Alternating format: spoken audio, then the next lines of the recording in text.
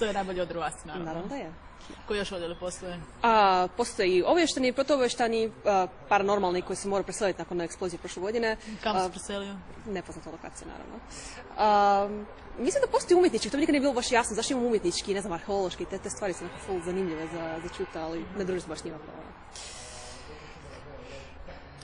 Imate li normalno radno vrijeme? Od Ne. 8 do 8? Nemate radno vrijeme? Ko bi imao normalno radno vrijeme? Mislim, ja imam posla, ja radim na terenu većinom sad, što je neobičajeno za informatičara, ali to je okej, mislim, to je dobar posao, pa ne bude iskreni.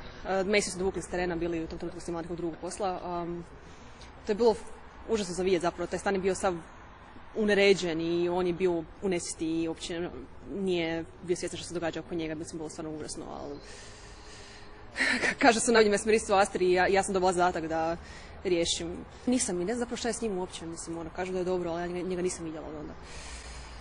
Poslije naznake da on nešto radio možda protiv Astre, znate li šta o tome? Nisam toliko dobra s njim zapravo da bi znala neke detalje, mislim, priča se uvijek svašta i u Astri to bi moglo biti utemeljeno, ali ja osobno nemam nikakvih dokaza o tome, pa ne znam. Vi znate trčati u petama, ako se ne varam, kako ste to naučili? Naravno iz iskustva, mislim, žena mora zatrčati u petama, a pete su najbolja stvar za nositi, pa... Hvala.